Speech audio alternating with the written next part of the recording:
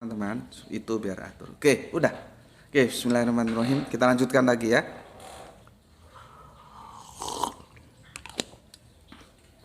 Kenapa Bu Risma yang notabene muslimah Islam karena bapaknya punya pondok pesantren menutup doli, kalau kami bilang itu pelacuran terbesar di Asia Tenggara?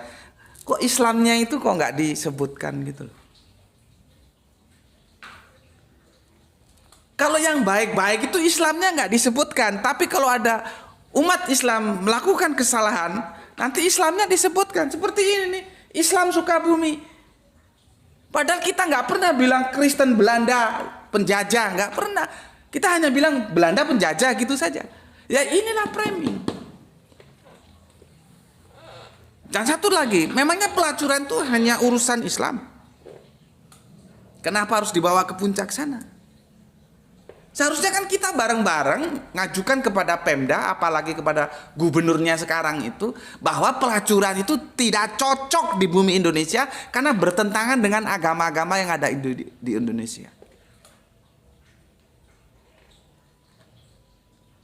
Itu tanggung jawab kita bersama. Kecuali kalau agamamu itu mengizinkan pelacuran, gue nggak tahu kalau itu. Tapi sejauh yang gue baca Bible ya, mulai perjanjian lama, perjanjian baru, ya itu nggak ada yang mengizinkan pelacuran, itu nggak ada. Gitu loh. Nah ketika ada pelacuran, yang katanya di puncak sana, kok terus Islam yang digeret-geret? Seharusnya ya ayo bareng-bareng diurus. Gitu loh. Jadi sebuah permasalahan yang tidak terkait dia kait-kaitkan gitu. Ya. Oke. Nih lihat ini. Ya, masalah prostitusi. Itu seperti ini loh, ya. Ini tuh.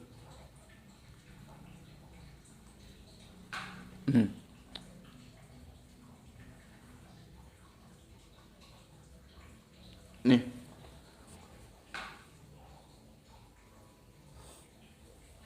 Ya, 1000 fatwa ulama tentang prostitusi, 1000 ulama kasih fatwa tentang pelacuran, ya itu masih kalah dengan satu tanda tangan penguasa untuk nutup lokalisasi,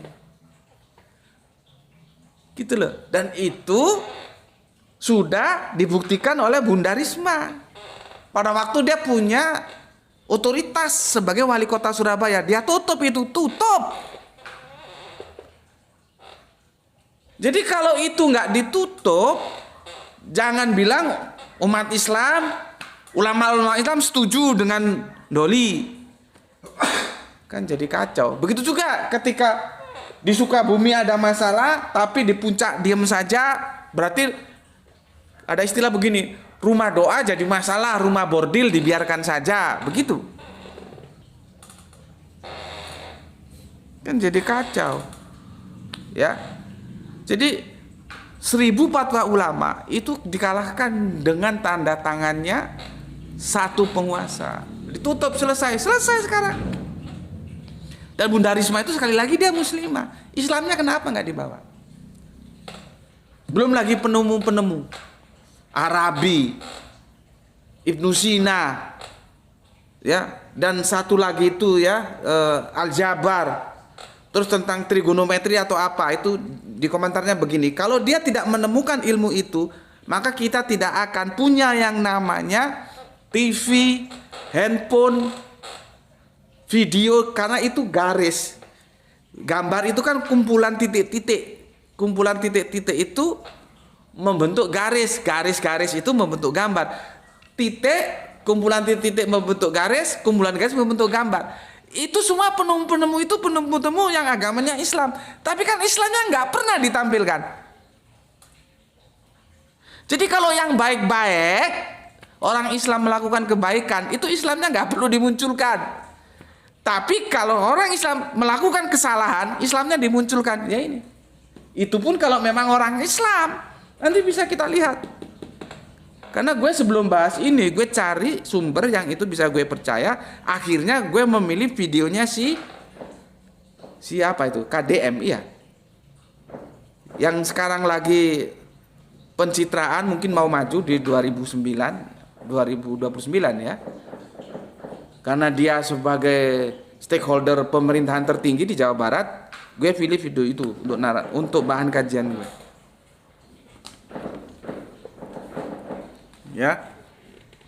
Jadi kalau yang jelek-jelek Islamnya itu disebutkan. Kalau yang bagus-bagus enggak. Jadi supaya Islam itu buruk, jelek gitu loh. Enggak ada baiknya Islam. Itu mau mereka memframing kita. Gitu.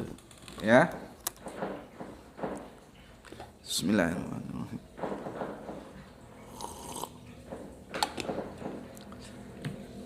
Aku sendiri nggak setuju dengan itu. Ya, kan kalau kita lihat videonya, kan kita dilarang jangan menghina sesembahan orang lain. Kan kita dilarang dalam Al-Quran.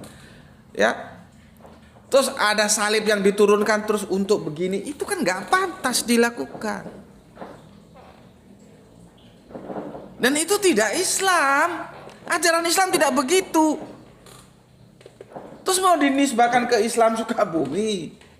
Islam Sukabumi itu berarti semua umat Islam yang Sukabumi melakukan pelanggaran itu. Kan ya enggak gitu loh ya. Oke. Ya. Pelan-pelan ya. Aduh, kacamatanya perlu ganti kacamata ini.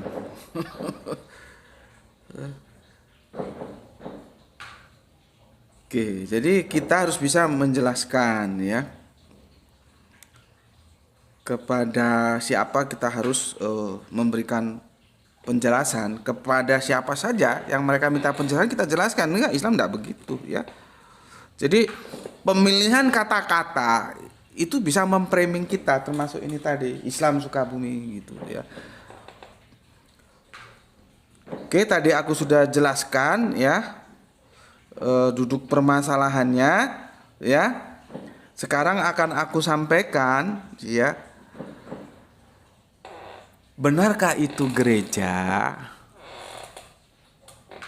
Kan tadi beritanya sudah seperti itu, merusak gereja. Itu bukan gereja, bos. Itu rumah. Makanya ketika wartawan, tapi gue nggak ngerti juga. Jangan-jangan wartawannya ngerti, tapi dia ingin viral. Ditulislah pengerusakan gereja. Padahal nggak ada, bukan gereja itu, goblok.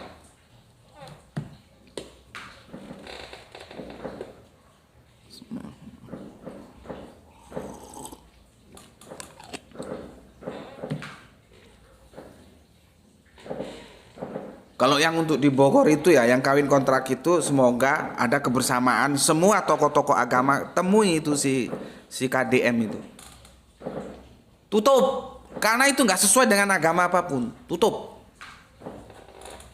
Kita perlu, kan dia punya otoritas. Kita ingin tahu apakah apa yang dia lakukan sekarang ini sekedar untuk mencari tiket di 2029 atau memang itu fenomena tata kelola negara yang khususnya gubernuran yang mau dia lakukan.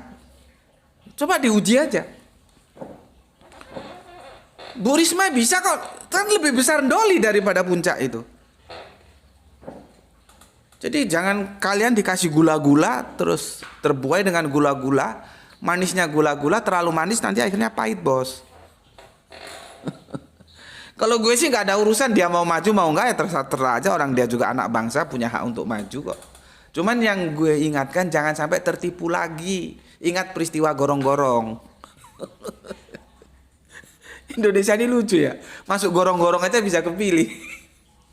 Aduh, makanya demokrasi itu bisa tumbuh dan berkembang dengan dua syarat, di mana rakyatnya satu, ekonominya mapan, pendidikannya mapan. Kalau ekonominya nggak mapan, akhirnya seperti apa yang sudah menjadi fenomena di Jawa Timur, sebuah pernyataan wani piro, berani berapa? Enggak, lu bisa apa ngatur negara? Enggak, lu berani berapa bayar gue pilih. Ya, Berikutnya pendidikan. Kalau ekonominya ancur-ancuran, pendidikan ancur-ancuran, demokrasi itu nggak jalan, nggak cocok pakai sistem demokrasi. Itu nanti kita kapan-kapan diskusi tentang tata kelola negara. Oke, sekarang di sini ya, gue merangkum apa yang bisa gue rangkum. Tolong tab-tabnya jangan stagnan ya. Aduh, kacamatanya rusak lagi ya. Itu sebetulnya peristiwa di situ itu retreat ya, retreat ya, anak-anak katanya begitu ya. Kalau gampangnya kita pesantren kilat, kira-kira gitulah ya. Kira-kira kalau bisa pas ya, kalau nggak pas ya harus pakai retreat aja ya, pakai retreat gitu ya. Tuh Bapak nggak bisa baca tuh, coba ini kamu gandengkan tuh. Ma'ana biqori, tapi bukan aku buta huruf loh ya, karena apa posisinya gini tuh ya, masuk no kecepitan ini. Udah waktunya beli kacamata ini. Coba, udah bisa. Oh, udah bisa tuh.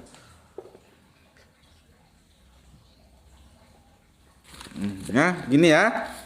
Rangkuman-rangkuman gue dari video yang gue lihat itu ya. Gue pertama yang perlu gue sampaikan itu bukan gereja. Itu rumah. Maka seperti awal tadi harus tahu apa itu rumah ibadah, apa itu tempat ibadah. Tempat ibadah itu bisa rumah, bisa villa, bisa kafe, bisa apa. Tapi kalau rumah ibadah itu dia ya rumah ibadah ya. Kita bisa lihat fungsinya. Fungsinya dia itu sudah absolut, tetap. Tapi kalau tempat ibadah dia temporer. Seperti villa itu ya bisa untuk tempat ibadah, bisa untuk tempat liburan, bisa untuk tempat misalkan resepsi pernikahan, ya macam-macam sesuai kebutuhan. Jadi yang dirusak itu bukan rumah ibadah tapi tempat ibadah. Ini dulu. Jadi berita tadi yang gue tunjukin ke lu tadi itu nggak benar. Makanya di dunia informasi yang serba terbuka, lu punya otak juga harus hati-hati menerima informasi. Informasi sampah lu telan ya akhirnya begitu. Ya. Oke. Itu ya pesantren kilat ya. Pembinaan mental gitulah kira-kira ya, atau pesantren kilat itu anak-anak sekolah gitu ya, anak-anak sekolah. Nah, posisi atau geografisnya itu ada di Desa Tangkil, Kecamatan Cidahu, kabupatennya Sukabumi. Itu daerah-daerah enak untuk istirahat seperti daerah gue Batu ini kan banyak villa. Di sini banyak villa-villa, orang-orang kaya luar Batu punya banyak villa di sini ya. Jadi ketika gue ikuti itu video peristiwanya, gue bisa langsung ngerti, paham gue gitu. Jadi itu bukan gereja, villa digunakan untuk beribadah yang namanya retreat itu tadi atau pesantren kilat, gampangnya gitu loh ya. Nanti dibilang lagi ngerusak gereja kan jadi kacau ini informasi. Ya. Dan keberadaan villa itu sebetulnya ada seseorang yang dipercayakan itu masih kekeluargaan. Villa itu oleh dia. Tetapi dia juga tidak tinggal di situ, dia ada satu lagi orang yang disuruh menetap di rumah itu gitulah, penjaga villa. Jadi ada yang punya villa, ada yang dikuasakan atas villa itu, dan ada penjaga villa. Nah, gitu loh ya. Oke. Yang penjaga villa itu ya, ini ceritanya dia ini ya. Ceritanya dia, nanti kalau lu perlu data bisa lihat di videonya si KDM tadi itu. Ya, ini gue ringkes saja supaya nanti kita membidiknya itu tepat gitu ya. Ya, membidiknya tempat. Sebetulnya sudah diingatkan oleh Pak RT-nya. Pak RT-nya bilang jangan banyak-banyak pesertanya gitu. Lah ini yang dikuasakan Pila, bukan yang punya Pila loh ya. Bilang, loh bagaimana, saya ini keluarga besar, kalau datang ini aja sudah segini-segini, kira-kira gitulah. Jadi kalau gue lihat permasalahannya itu di situ. Artinya ini tidak sesuatu yang serta-merta perusakan serem-serem gitu beritanya. Enggak begitu. Ada tahapan-tahapan yang dilakukan. Ingat ada SKB.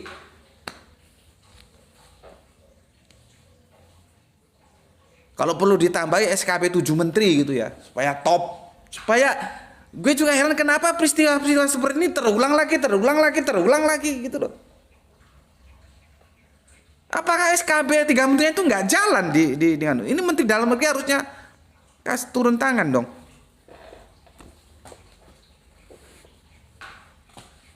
Ya. Jadi sebetulnya sudah diingatkan sama Pak RT.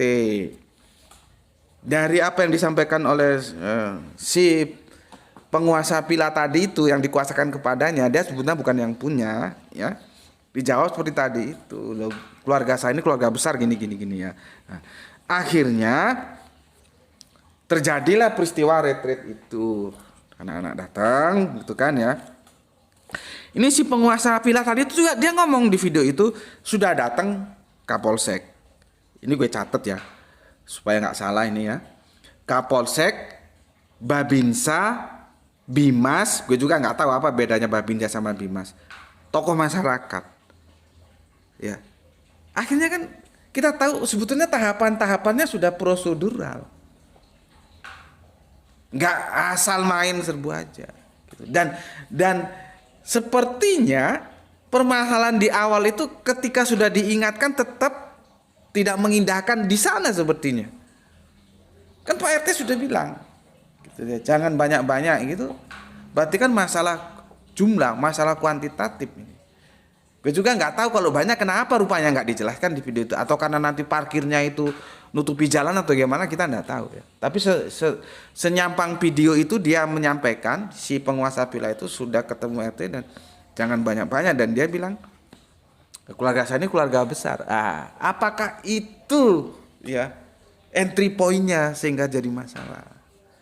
Tetapi kalaupun itu langkahnya sudah tepat karena yang datang itu Kapolsek, Babinsa, Bimas, tokoh masyarakat, ya.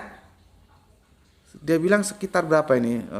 16-an orang datang, ya. Artinya kan sudah ada tahapan-tahapan yang ditempuh. Gitu ya. Sudah ada tahapan-tahapan yang ditempuh. Dan kita tahu ya, akhirnya ya 7 tersangka, ya 7 tersangka itu adalah RN, UE, EM, MD, MSM, H, EM lagi. Jadi EM-nya ada 2, 7 tersangka. Kita kembali ke sini. 7 tersangka itu mewakili Islam, dan apakah dia itu memang benar-benar orang Islam? Apakah dia paham terhadap Islam? Ternyata dari berita yang disampaikan itu adalah anak-anak yang sebetulnya datang dari keterbatasan pendidikan, ekonomi, ya jadinya seperti itu. Terus mau di atas namakan Islam?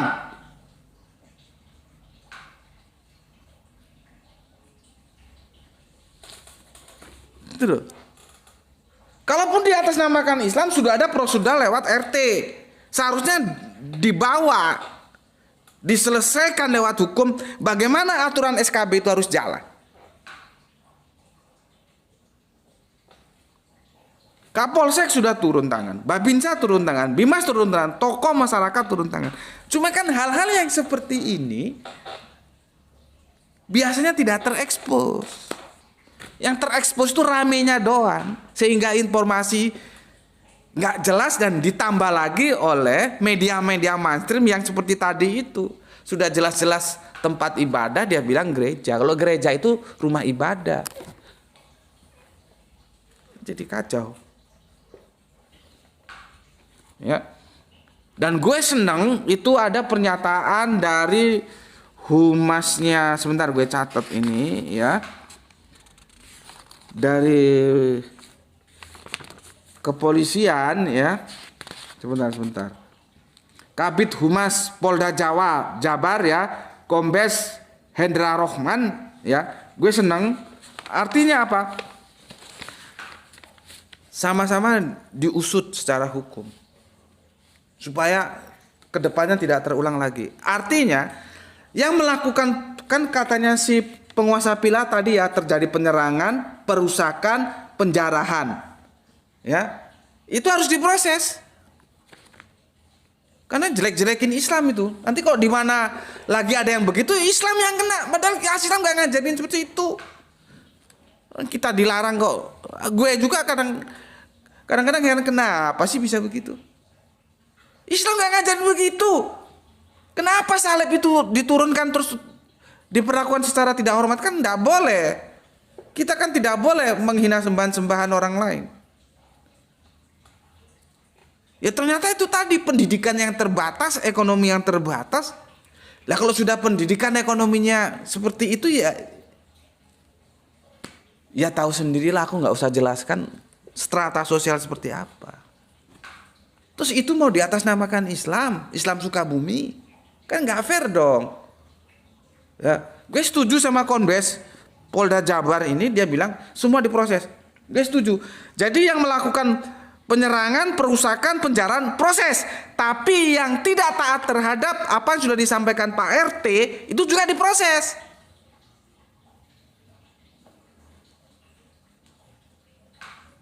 Jadi fair. Gue itu orangnya akademis ya. Gue harus tidak boleh memihak. Pemihakan gue itu hanya kepada yang benar. Yang salah ya salah, yang benar-benar. Bukan karena gue Islam terus ada perlakuan salib dibegitukan, gue oh ya bagus, itu goblok namanya. Ya nggak boleh dong, itu salib itu kan identik ya, representasi dari Yesus. Yesus itu bagi saudara Kristen kita Tuhan. Masa Tuhan dibegitukan? Kan nggak boleh. Yang jadi masalah, gue juga sempat berpikir, padahal sudah ada Kapolsek, Babinsa, Bimas, tokoh masyarakat, kok bisa kecolongan. Itulah yang namanya penumpang gelap. Penumpang gelap mau diomongin Islam. Dan setiap masalah-masalah sosial, itu penumpang gelap tuh sering sekali datang. Gitu loh. Sering sekali datang. Ya. Apalagi yang perlu gue sampaikan ya, ini supaya clear ini. Jadi gue setuju sama Kabid Humas Polda Jabar ya, Kombes Hendra Rohman, tuh diproses dua-duanya. Yang melakukan pengerusakan juga terproses, dan itu berita terakhir gue dapat itu 7 tersangka itu diproses saja. Dan si penguasa villa yang sudah diingatkan Pak RT juga diproses juga. Gitu loh. Jadi tidak ada di sini yang dianak emaskan orang proses. Ya. Dan sudah dapat ganti rugi yang katanya ya bagus-bagus saja, namanya orang bantu kan. KDM kasih uang berapa itu, uang ganti rugi kayak mana gitulah ya, 100 juta, bukan main-main ya, 100 juta. Dan di video itu dikatakan dari uang pribadi, ya baguslah ya, kita harus support ketika orang berbuat baik ya. Apakah berbuat baik itu memang kebaikan dia, atau yang aku bilang tadi dalam rangka pencitraan, itu sudahlah terserah dia. Dia yang tahu ya. Kita sih berharap dia tetap baik ya, gitu ya. Walaupun ujung-ujungnya muaranya ke konglomerat itu juga kan. Ini jadi masalah juga ini. Ujung-ujungnya kan kumpulannya konglomerat itu juga yang kemarin memagari laut itu kan. Jadi kita ini harus banyak-banyak berdoa semoga kedepannya kita dapat pemimpin yang amanah gitu loh, yang takut sama Gusti Allah Agung. Gitu. Ya. Oke. Itu dikasih 100 juta, yang 50 karena kerusakan itu di total sekitar 50 jutaan lah ya. Dan katanya dari pihak yang rumahnya dirusak itu bicara itu nanti artinya uang itu tidak dipakai semua, Nanti ada yang juga akan diserahkan ke sosial, bahkan ke masjid atau ke apa gitu. Yang menurutku ya bagus-bagus juga, kita support aja. Ya, kita support aja. Ya, kita support setiap kebaikan kita support. Ya. Ingat ya, tadi sudah diingatkan ya. Sekarang aku ingat, aku catat ini ya, pernyataan, nggak tahu dia kok nggak jadi menteri ya. Bapak kita apa dia Katolik ya. Namanya Yohanes Suryo Prabowo. Ya. Bukan Pak Prabowo presiden kita, enggak. Aku kerangka berpikirnya senang ya. Apakah dia Katolik ya atau gimana? Yohanes Suryo Prabowo ya. Apa dia bilang? Ini bagus ini pesan dia. Yang mayoritas menyayangi yang minoritas. Yang minoritas menghormati yang mayoritas. Ojo sakarepe dhewe, wis dielingno. Jangan semaunya sendiri, sudah diingatkan. Ya, aku ulangi ya, pesan dari Pak Yohanes Suryo Prabowo. Bagus ini, ya. Yang mayoritas ya menyayangi yang minoritas. Yang minoritas menghormati yang mayoritas. Cakep ini pesan Pak Yohanes Suryo Prabowo kalau diterapkan. Ya, cakep. Kita nggak usah buka pasal-pasal SKB 3 menteri, kalau ini jalan sudah selesai. Mungkin sering terjadi begini karena SKB 3 menteri itu terlalu teoritis, orang malas baca gitu mungkin atau gimana, gue juga heran. Seharusnya kan yang begini-begini udah selesai lah. Yang satu menghormati, satu menyayangi, kan selesai sudah. Dan kalau semua mau sendiri-sendiri kan repot. Ada apa masalahnya SKB 3 itu nggak bisa jalan, ya? Berikutnya ya, aku sampaikan juga ya, kita harus saling membina umat kita masing-masing. Yang Islam membina umatnya, yang Kristen bina umatnya, yang Hindu, kalau Hindu jarang ya, Buddha jarang. Di Indonesia ini ramainya Islam Kristen. Ya, karena apa? Ya karena kan dua besar ini mayoritasnya Islam, urutan kedua Kristen. Seharusnya aku kalau bisa usul Yahudinya masuk sekalian di sini, supaya rame, bukan? Lihat pertikaian-pertikaian agama itu Islam Kristen, dan sebetulnya masalah rumah ibadah itu bukan hanya eksternal agama loh ya. Di internal agama pun tuh terjadi masalah. Tentang gereja sesama Kristen juga kan ada masalah, tentang masjid juga ada masalah. Jadi kalau ada permasalahan tempat ibadah, rumah ibadah antar agama, misalkan Islam dan Kristen, itu ya nggak usah kaget. Orang di internal agama aja terjadi kok. Coba, makanya gue bilang tadi di awal-awal kajian kita, kalau dilihat di situ seharusnya di negeri ini nggak ada koruptor karena kita hidup dalam suasana yang agamis. Agama di negeri kita ini tidak boleh untuk jadi permainan, dia sakral gitu loh. Tapi kok faktanya kok anomali, maling, koruptor kok ya tumbuh subur terus. Gitu. Kenapa bisa begitu? Ngerti gue. Ini perlu kajian-kajian sosial ya. Perlu kita ngumpul bareng, ngopi bareng, para teolog datang, sosiolog datang ya. Terus nanti tokoh-tokoh masyarakat kita ngopi bareng, gimana negara kita ini kok bisa begini ya. Agama menjadi sensi, nggak boleh dipermainkan, tapi koruptor jalan terus. Bahkan Departemen Agama sendiri, seperti yang kalian tahu, menterinya nggak tahu kemana. Kan itu kan anomali gitu ya. Aku kira sampai di sini ya penjelasan kita. Nanti kalau ada yang kurang jelas atau mau usul silakan tulis di kolom komentar di YouTube, karena kalau di TikTok kan rungkat ya, habis nggak tersimpan datanya. Bisa insya Allah besok atau lusa sudah diunggah sama itu ya, yang reguler ya. Nah, aku kembali ke sini dulu. Begitulah Islam selalu di-framing. Ya, seperti ini kan, Islam suka bumi, di-framing. Kita nggak pernah memframing Kristen Belanda penjajah, enggak. Meskipun kita tahu Belanda itu agamanya ya Kristen. Gitu. Nah, framing-framing seperti ini harus kita jelaskan, kita jawab. Sebagaimana aku telah memberikan contoh menjawabnya seperti itu. Seperti apa yang malam ini aku jelaskan. Ya, bahwa Islam tidak seperti yang kalian sangkakan. Enggak, ini ada tangan jahat baik secara global, internasional maupun nasional yang ingin memframing Islam sebagai yang tertuduh.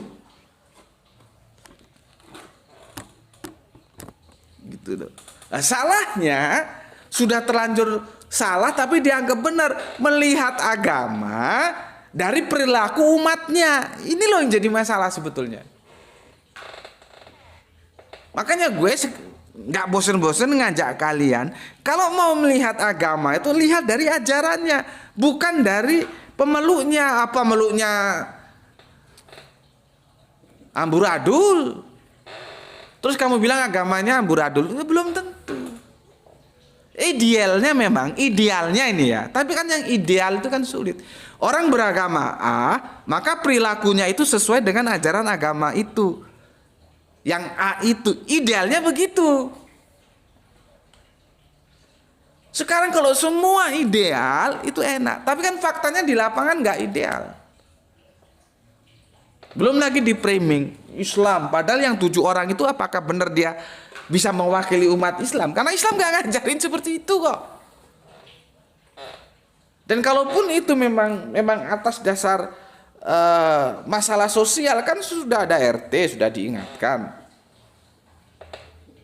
Gitu loh ya. Jadi menurut aku ya, kita jangan bosan-bosan memberikan ya sebuah pertanggungan jawab ya atas framing-framing yang nggak benar tentang Islam. Ya, memang sih katanya siapa itu yang jago gulat itu atau apa itu ya. Jago gulat dari mana itu? Dari negerinya Putin itu ya. Supaya kita hidup Islami gitu. Ya bagus saja dan memang harus begitu. Karena orang lain itu tidak mau ya baca Al-Quran, tidak mau baca hadis, dia melihat kita. Ya, aku kira oke, ya, karena kita nggak bisa merubah paradigma publik. Lihat agama itu dari ajarannya, bukan dari perilaku umatnya. Itu nggak bisa. Kita berhadapan dengan publik itu salah, tapi itu sudah diterima sebagai kebenaran. Akhirnya gue setuju cara menghadapi itu seperti apa yang disampaikan oleh sopo jenenge pegulat itu sopo tuh, yang jago Smackdown apa gue? Yang dari Rusia atau dari mana itu? Ya, kan dia siapa? Khabib Nurmagomedov siapa? Sorry, aku nggak ngikuti ya, nggak begitu suka aku. Aku suka tinju, kalau itu nggak suka ya. Dia kan berpesan begitu. Kalau kita Islam berperilaku Islam, ya karena orang di luar Islam tidak mungkin baca Quran, baca hadis. Yang dia lihat kitanya, maka kita harus sesuai dengan Islam supaya orang tertarik. Oh, Islam tuh begitu. Gue setuju itu. Ya. Oke, aku kira sudah berapa lama tuh? 1 jam, berapa menit? 90 menit, aku kira sudah cukup lah ya. Dan mungkin sudah terlalu malam, nanti perlu istirahat. Sampai di sini dulu kita bermalam Ahad, berakhir pekan dengan diskusi seperti ini. Nanti kalau perlu menyampaikan tanggapan, perlu komen, silahkan di YouTube ya, karena di TikToknya itu akan tidak tersimpan. Di YouTube pun ada 2, ada yang live, ada yang reguler yang tiap hari diunggah. Enaknya yang di reguler itu dia lebih bagus suaranya, lebih bagus audionya, lebih bagus gambarnya, videonya, karena dia terekod. Kalau yang di live itu tergantung signal ya. Jadi makanya dua-duanya aku unggah dua-duanya. Oke, sampai di sini dulu ya. Itulah apa yang terjadi tentang framing terhadap Islam, dan kita harus siap sedia setiap saat untuk menjelaskan duduk permasalahannya. Pesan aku, jaga Allah, jaga Kanjeng Nabi, jaga Al-Quran, ya, jaga sholatmu, jaga imanmu dalam keindahan Islammu, tetapi tetap memberi hormat kepada saudara kita yang memilih jalan lain, karena mereka tetap saudara kita. Semoga yang belajar, yang mengajar mendapatkan keberuntungan, rezeki yang barokah, dan kesehatan yang prima. Terima kasih semua saudara-saudaraku yang Islam, yang kafir, terima kasih semuanya. Baik yang ada di channel TikTok dan yang ada di channel YouTube. Sudah ngaji bareng, dan mohon dipersori ternyata harus beranjak 1 jam lebih ya. Padahal seharusnya yang ideal itu 1 jam lah ya. 1 jam lebih, tapi nanti kalau dipotong nanggung dia ya. Sudah ngaji bareng bersama Gus Peti di channel ini. Matur nuwun. Akhirul kalam, alhamdulillahirabbil alamin. Selamat bermalam akhir pekan. Matur nuwun.